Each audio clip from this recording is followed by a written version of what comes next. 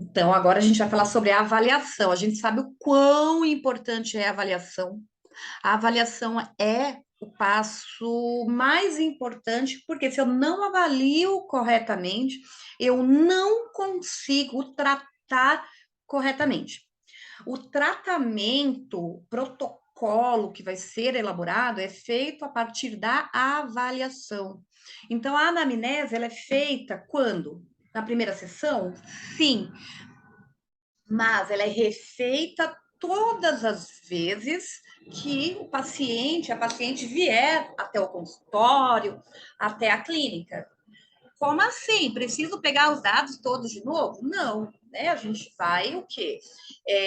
Observar respostas que ela teve, a pele como está, o que ela está ou não fazendo, isso tudo a gente coleta na primeira anamnese, na primeira avaliação. A gente reavalia todas as vezes que ela vem. A gente sabe que na harmonização, que é diferente um pouquinho do que a gente tem na estética convencional, na estética convencional, a paciente vem uma, às vezes duas vezes por semana na clínica. Na harmonização, tem protocolos que ela faz uma vez e só precisa refazer depois de X tempo. Porém, a gente sabe que a gente precisa preparar essa pele muito bem antes para que ela tenha um resultado melhor. E eu posso ter essa paciente mais vezes no meu consultório, cuidando da pele. Então, ok, ela veio fazer uma harmonização, onde ela vai fazer preenchimento bioestimulador, ela vai fazer toxina botulínica, maravilha. Mas eu posso preparar essa pele antes com uma limpeza de pele e posso fazer um peeling, que pode ser um peeling superficial, muito superficial ou médio, de acordo com o peeling que cada profissional opta em trabalhar. Independente do protocolo que vai ser feito, tudo isso inicia na avaliação, porque é na avaliação que eu vou ver o que ela precisa. Ah, tá, mas o que ela precisa é real ou é imaginário? Porque às vezes isso acontece muito na harmonização, tanto facial quanto corporal.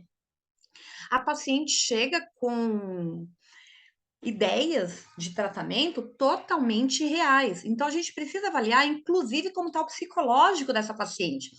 Nós sabemos hoje do transtorno dismórfico corporal. E se eu, como profissional, não me atento para atender realmente a necessidade da paciente, mas dentro do que ela realmente precisa e dentro do que realmente é possível, eu acabo contribuindo para esse transtorno dismórfico corporal, que é um transtorno mental. Então, tudo isso é avaliado desde a primeira avaliação. Eu posso ter uma paciente que chega aqui e me traz, dá um exemplo aqui. Olha, eu, Jacira, quero ficar parecendo Aline Moraes, sei lá, exemplo. Cara, é possível ou não? Tá, mas a Aline tem 20 e poucos anos, você tem quase 50. Opa, peraí. Tá, mas o que que é possível? É possível melhorar a qualidade da pele? Ah, a qualidade da pele é possível sim. Nossa, mas ela tem um lábio enorme e você tem um lábio fininho. Se eu colocar 2 ml, fica legal? Não sei, talvez colocar um, e depois, se necessário, eu vou colocar mais um, mas assim, a gente já sabe que dependendo do preenchimento, acaba tendo uma resposta muito negativa. Então, o que ela quer é real ou é impossível de alcançar? Porque ela traz muitas vezes a foto, eu quero ficar assim. Então, chega um homem para gente atender, e ele é um homem de 50 anos, e ele quer ficar parecendo um homem de 50 anos com o rosto quadrado, e ele quer algo que é totalmente contrário ao que ele traz. Vou dar um exemplo aqui, não estou conseguindo lembrar de ninguém, né, de algum ator, enfim, famoso, mas eu observar o que essa pessoa traz e observar se essa pessoa tem ou não algum transtorno dismórfico corporal, que eu não sei se vocês já tiveram aula sobre isso. Eu falo muito sobre isso na primeira aula que eu dou, primeira, segunda aula que eu dou na pós, que é quando a gente está falando ali de preparo da pele, de avaliação. Vocês já tiveram? Tivemos sim. Inclusive, prof, eu tive um caso assim faz 2 semanas. Uma senhora de 74 anos, ela veio querendo um lábio de uma pessoa de 20, 30 anos. Eu expliquei para Uhum, ela que 1 ml não ficaria, nem 2 ml. Resumindo a história, a gente já fez 2 ml e a uhum. senhora não está satisfeita, porque na verdade a expectativa dela era maior, por mais que eu tenha explicado, tenha falado que a idade dela, 74, né, ela já não tinha Uhum. lábio. Então é bem complicada essa questão. A gente É, precisa avaliar e explicar muito bem, porque depois o paciente cria uma expectativa e a gente não consegue entregar o que ele espera. exatamente. E observar essa expectativa que ele tem, se é real, se é possível, se não é, é muito importante. E aí, ok, eu vou até aqui, eu profissional, harmonizadora, vou até aqui. Daqui para cá, muitas vezes não tem mais o que eu posso fazer. Então, é isso que você fez. Você avalia, você orienta, você faz. Ok, mas se o que ela quer realmente, a expectativa dela é totalmente irreal, não é possível alcançar, pode ter um momento que você fale, ó, eu venho até aqui, daqui, enfim, não cabe mais a mim. Por quê? Porque você tem, né? E é claro, sempre com muita sabedoria, falar com a paciente, né? A sua idade é X, o lábio que você quer é Y, eu consigo chegar aqui, tá bom para você? Não, não tá. Então, sinto muito. Muitas vezes a gente vai deixar de atender o cliente que está com uma expectativa que é fora do que é possível alcançar, porque eu não vou conseguir alcançar, e se eu continuo fazendo, eu posso levar a uma complicação, a uma séria intercorrência, né? Então, tudo isso é muito importante. E ok, já colocou 2 ml. Não sei como ficou. Qual o seu nome, por favor?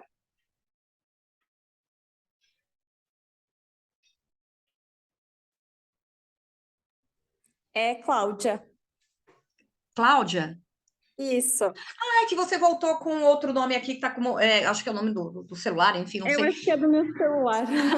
Maravilha. Então tá bom, Cláudia, você está desde o começo, né? Maravilha. Sim. Desde o começo da aula, isso é bem bacana. Então é interessante, Cláudia, que você já faz os atendimentos, você já percebe isso e o quanto Uhum. é delicado isso, né? E o que que a gente precisa como profissional harmonizadora, como uma profissional da estética? Ser clara com o paciente, falar, olha, eu consigo fazer isso, tá? Mas o que eu quero, paciente, é isso, tá? Infelizmente não é possível alcançar. Por quê? Você tem uma idade já mais avançada, o lábio que você quer de uma garota de 20, 30 anos, enfim.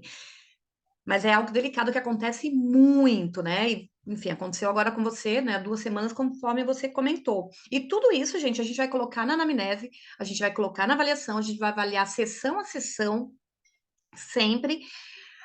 O termo de consentimento é hiper importante que a paciente assine e eu anexe ali junto com a anamnese. Você participou da aula com a doutora Rúbia? Chegou a participar? Com a Rúbia, não. Ah, não, não, disfarça. Porque é que eu dou aula em 4 pós. Ah, tá. Você não, você não é da Eu turma que a doutora Rúbia. A doutora Rúbia é uma advogada, tá? E ela traz Aham. muito essa questão de termo de consentimento, enfim. É, Você já tiveram alguma coisa com relação a isso, de termo de consentimento? Essa parte ainda eu tive em cursos, mas na pós a gente não teve ainda. Ah, tudo bem. Acredito que logo mais vocês tenham, porque é bem importante também. Então, Sim, você sabe, você já fez os cursos que tudo que você vai fazer, você precisa ter o termo de consentimento apropriado para aquela técnica, né? sim. Uhum. Com tudo ali bem descrito, inclusive as possíveis intercorrências, cuidados pré e pós. E no peeling, né, não é diferente, tá? Então, você vai ter também, ok, vou trabalhar com peeling. Se eu trabalho com um peeling médio, um peeling superficial, muito superficial, é bem mais tranquilo, mas um peeling médio, eu tenho que ter ali. Mas mesmo um peeling superficial, muito superficial, eu preciso ter o termo de consentimento e anexar na avaliação, né? Opa. Como que eu avalio essa pele? Inclusive para saber se vamos pensar no melasma, se é dérmico, se é epidérmico, se é misto. Lâmpada de Wood continua sendo o mais utilizado até hoje. E a gente faz essa avaliação através, né, dessa fluorescência, é possível diagnosticar a profundidade da hipercromia. E se ela está em nível epidérmico, se ela está em nível dérmico. Sabemos que se ela está em nível dérmico, o melanócito, que tinha os dendritos virados para epiderme, virou para derme. Logo, é bem mais difícil tratar em nível dérmico do que em nível epidérmico. E o que a gente vai avaliar? O que a gente vai avaliar dentro da avaliação, né? Bem isso. O que a gente vai verificar dentro da avaliação? Os hábitos de vida. Então, ela veio fazer um peeling. Ok. Ela cuida dessa pele? Como ela cuida? Ela usa FPS todos os dias? Ela reaplica, não reaplica? Qual a profissão dela? Com que ela trabalha? Ai, ela é uma pessoa que trabalha na praia. Sei lá, costumo dar um exemplo de uma vendedora de sorvete na praia que veio procurar um peeling. Será que eu posso fazer um peeling? Mas nem um superficial, porque a probabilidade de manchar é muito grande, por mais que ela aplique e reaplique o FPS. Qualidade de vida. Ela dorme bem, ela está num momento muito estressante. Como que é a qualidade de vida dela? Ela está bem emocionalmente? Sabemos que 90% ou mais, não sei se vocês já chegaram a ter essa informação na pós, mas hoje a gente vem falando muito sobre isso, eu falo muito sobre isso na integrativa. 90% ou mais das disfunções estéticas é de fundo emocional.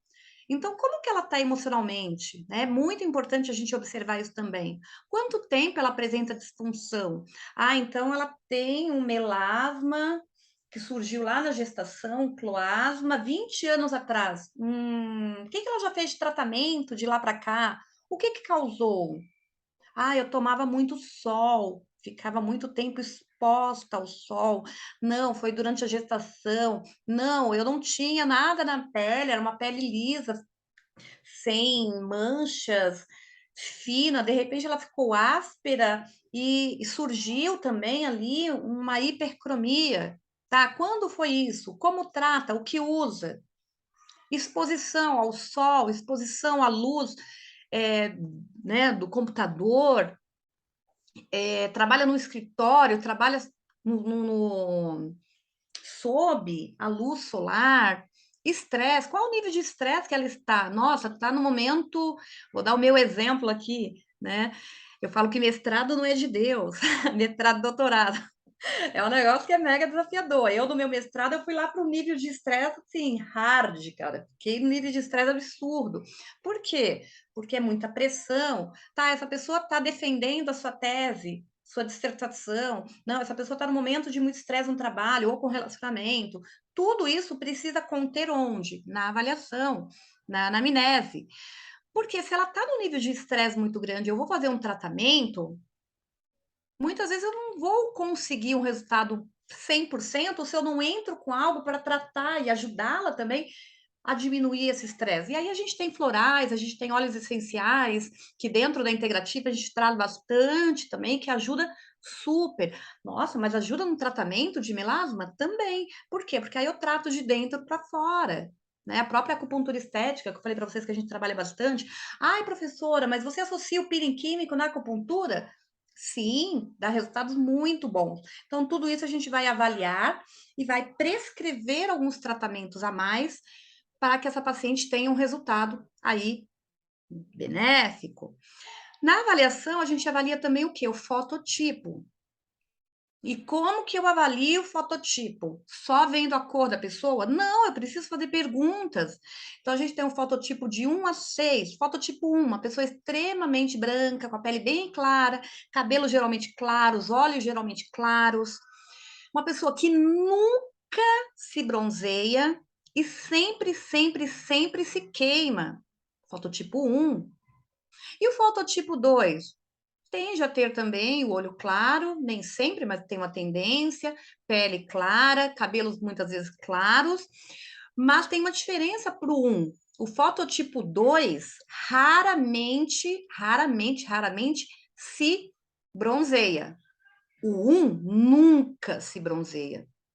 E o fototipo 2 sempre se queima também. Tem uma grande tendência a ficar vermelha ao tomar o sol. Não é uma pessoa que vai bronzear. Qual a diferença do 1 para o 2? Por isso que a pergunta é tão importante, porque a pele, muitas vezes, olhando só a cor, a gente confunde. Você se queima? Sempre, sempre, sempre me queimo. Nunca, nunca, nunca me bronzeio. 1. Geralmente me queimo. Raramente me bronzeio. 2, que é o meu caso. Eu tenho fototipo 2. Olho claro, meu cabelo naturalmente ele é claro, é um louro escuro. Ok, fototipo 2. E um fototipo 3? É o tipo que se bronzeia, né? Geralmente se bronzeia, às vezes se queima. Fototipo 3. E fototipo 4? Já tem uma maior probabilidade a se bronzear em comparação ao 3. Raramente aí, né, se queima. Fototipo 4. E o fototipo 5? Aí a gente já fala de pessoas negras, 5 e 6. O 5 é aquela mulata, né, com a cor mais amarronzada. E o 6, aquela pessoa com um tom de pele mais negro indo para o azul. O 5 sempre, sempre, sempre se bronzeia, raramente se queima, mas pode se queimar, mas é bem raro, bem raro. O 6 sempre, sempre, sempre se bronzeia e nunca se queima. Então, essas perguntas são perguntas que é importante a gente fazer para saber se a pessoa é fototipo 1, 2, 3. Porque às vezes só de olhar a gente se engana. Tá? Tranquilo para você? Você chega a fazer as perguntas, se ela se bronzeia, se não se bronzeia, se queima, se não se queima. Eu faço sim. Uhum. Faz. Maravilha, maravilha. Que é bem importante, né? Porque às vezes você olha uma pessoa, você olha pelo tom de pele, aí você fala, eu acho que você é 2. Só que a pessoa, ok, ela é bem branquinha, só que ela nunca, nunca, nunca se bronzeia e sempre se queima. Então, ela é 1. E pode ser o contrário. Ela pode ter a pele clara, mas ela às vezes se bronzeia e de vez em quando também se queima. Ok, já é ali um tipo 3. Então, fazer essas perguntas é bem importante. A gente pode ter isso anexado à ficha de anamnese, para quem ainda. Você já está na estética há bastante tempo, isso é muito bom, mas para quem está começando, pode ter isso anexado, as perguntinhas mesmo, para ter a certeza. Tem algumas aqui, ó. Tá, alguns quadros para a gente saber qual o fototipo. Então, aparência, pele muito branca, cabelo loiro ou ruivo, olhos claros, frequentemente sardas. Frequentemente, nem sempre vai ter. Reação à exposição solar, queima, sempre se queima, queima facilmente. Nunca bronzeia. Pigmentação, nenhuma, tanto a imediata quanto a posterior, né? A gente chama de pigmentação retardada. Fototipo 2, pele branca, olhos claros, cabelo claro, queima facilmente, bronzeia muito pouco, ou seja, raramente se bronzeia.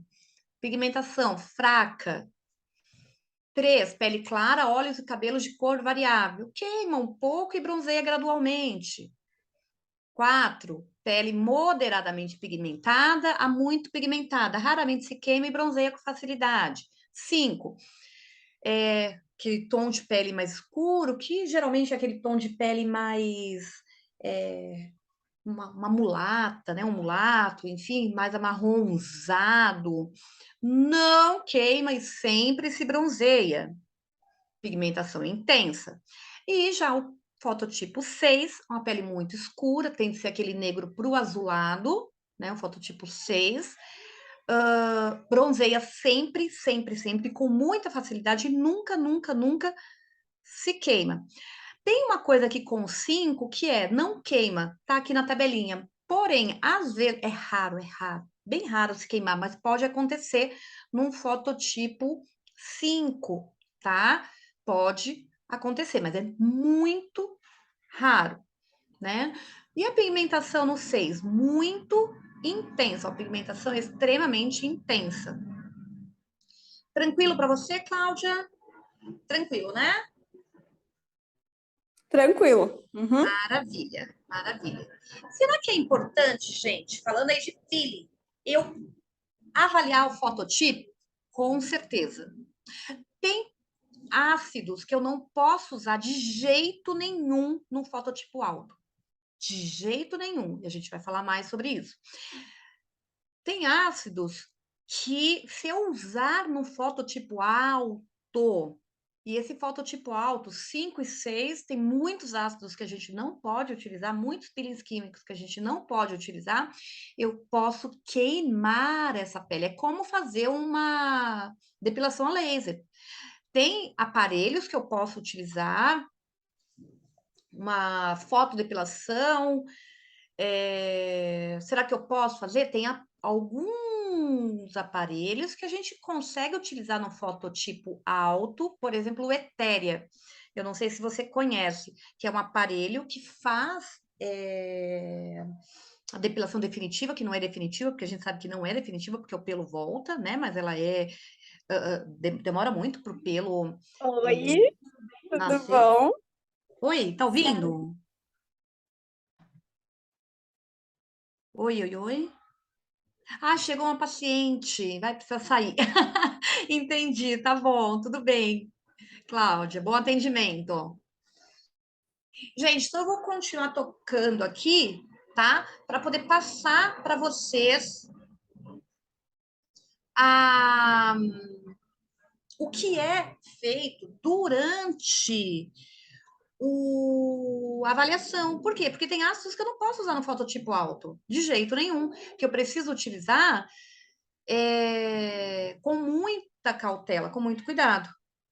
Tem ácidos, tem peelings químicos que eu já consigo utilizar num fototipo alto. Quais? Vai depender muito do que? Da concentração e concentração. O que é a concentração?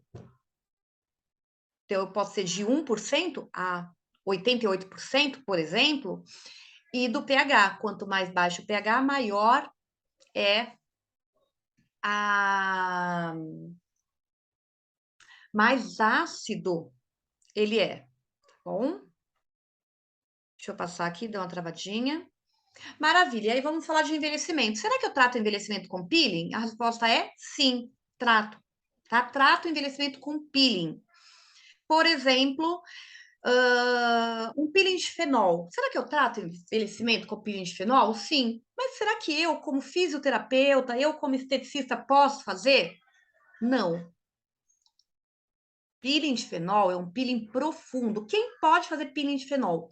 Os médicos.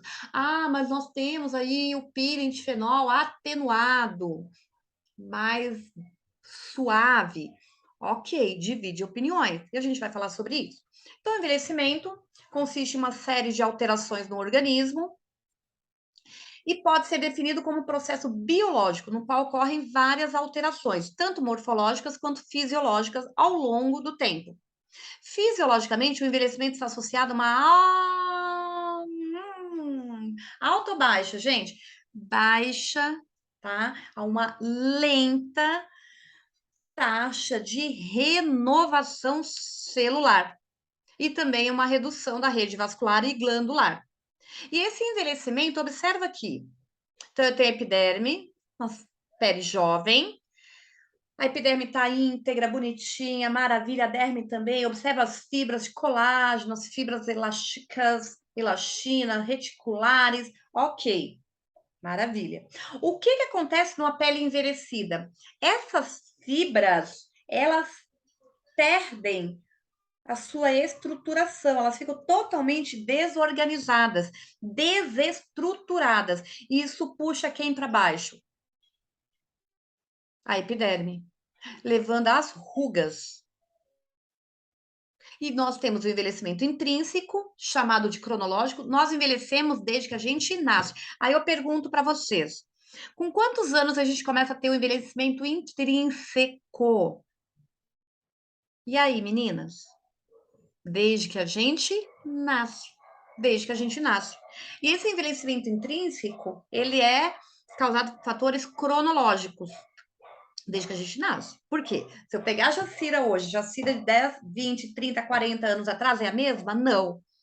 Essas alterações, elas vão ocorrendo ao longo dos anos, desde o nosso nascimento. E isso impacta diretamente na funcionalidade do nosso DNA, RNA, e também na diminuição da síntese proteica, que induz ao envelhecimento. Observa essa imagem. E aí a gente tem a senescência e a senilidade. Vocês sabem a diferença da senescência e a senilidade? O que é senescência e o que é senilidade? Vocês sabem? Um é o envelhecimento cronológico, normal, e o outro? A senescência é o envelhecimento intrínseco, normal, que a gente vai envelhecendo desde o momento que a gente nasce. E a senilidade é um envelhecimento precoce, acelerado, que pode ser causado, por exemplo, por alguma alteração patológica, tá? E aí, o envelhecimento extrínseco também. Extrínseco, fator externo. Muitas vezes chamado de fotoenvelhecimento, o que eu acho que não é muito legal, tá? Porque se a gente fala de fotoenvelhecimento, ele está associado ao quê?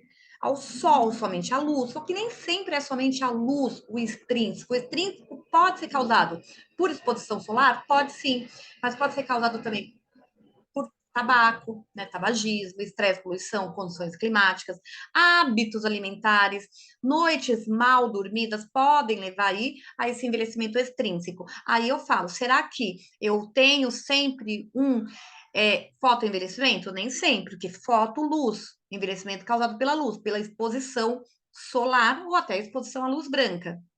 Porém, muitas outras questões podem levar ao envelhecimento extrínseco, por exemplo, desordens emocionais, tabagismo, etilismo, estresse, condições climáticas, hábitos alimentares, a glicação. Eu consumo muito açúcar e esse açúcar leva ao quê?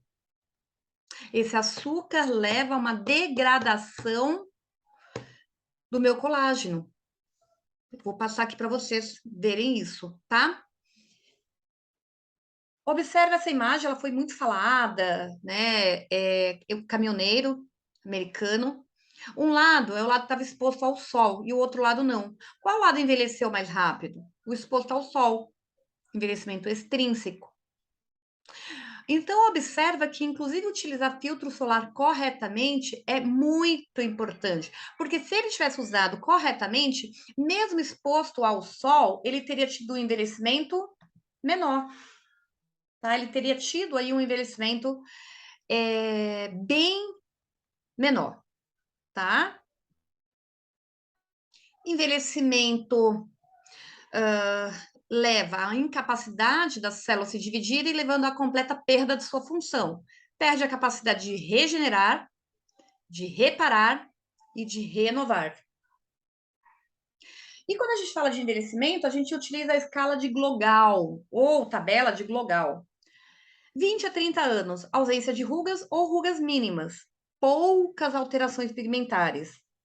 30 a 40 anos, rugas dinâmicas, lentigos, senis, iniciais. Então já começa a ter uma alteração ali também com relação à coloração, com relação à pigmentação. 40 a 60 anos, rugas estáticas, acima, né, de 40 até ali aproximadamente 60 anos, pode ter melanose, degradação ali da melanina, levando também a um aumento de telangiectasias e também de hipercromia. E acima de 60 anos já tem uma coloração amarela acinzentada. Então, a tabela de Glogal, escala de Glogal, a gente utiliza muito também para poder ver o fotoenvelhecimento. O envelhecimento extrínseco. Aí aqui tem toda a tabelinha, né, para vocês poderem ver, vocês vão receber essa aula, tá? Na íntegra, para vocês poderem ver e, inclusive, utilizar durante a avaliação. A classificação de Glogal, ela é muito utilizada e é bem importante a gente utilizar essa classificação durante a anamnese. Falamos da glicação. E o que é essa glicação? É quando eu tenho um açúcar se fixando nas fibras de colágeno e isso leva a uma desestruturação dérmica. Essas fibras dérmicas se enrijecem, puxando a epiderme para baixo, levando ao envelhecimento. Envelhecimento extrínseco, rugas estáticas. O que eu posso fazer, então, para diminuir essa glicação? Utilizar um antiglicante. E aí, a gente tem vários antiglicantes que podem ser utilizados para ajudar nesse processo. E é bem importante, tá? Vou colocar esse vídeo aqui. Vamos ver se ele passa, né? Porque tá travando bastante aqui, infelizmente. Vamos lá.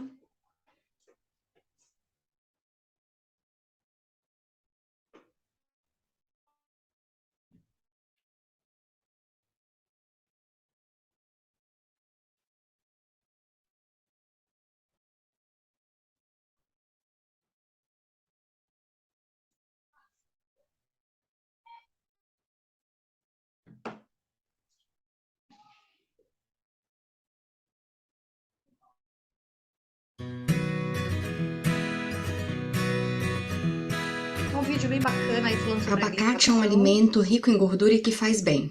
Azeite é um alimento também rico em gordura e que faz bem. Já se você pega uma fruta, por exemplo, um morango, ele é rico em açúcar e faz bem. Uma tangerina é rica em açúcar e faz bem. Mas se a gente combina gordura com açúcar, nem sempre vai ter o mesmo efeito no nosso corpo. Então, se você pega uma torta com uma fruta, uma torta de morango, ela pode ser deliciosa, mas ela não vai ter o mesmo efeito de você estar comendo o morango sozinho ou a gordura sozinha. A mesma coisa quando você pega uma proteína. A gente precisa de proteína para construir nossos músculos, para construir enzimas, fabricar anticorpos, mas se você junta a proteína, o aminoácido com o açúcar, não necessariamente também vai fazer bem. O que acontece é que a mistura do açúcar, especialmente glicose ou frutose, com uma proteína ou uma molécula de gordura, acaba gerando uma desestabilização. Isso é o que a gente chama de glicação. A glicação, então, é esse processo que une uma molécula de açúcar com uma molécula de proteína ou de gordura. Se você desestabiliza a proteína, ela vai funcionar mal. E isso vai ter consequências para o seu corpo. A glicação, na verdade, ela pode acontecer dentro ou fora do nosso corpo. Por exemplo, se você compra uma carne e você empana essa carne com farinha, e aí você frita esse bife em alta temperatura, você vai estar glicando, você vai estar unindo o carboidrato da farinha com os aminoácidos daquela carne, formando produtos finais de glicação avançada, os famosos AGEs. Isso também acontece quando você pega um carboidrato e junta com gordura. E quanto maior a temperatura a qual o alimento é submetido,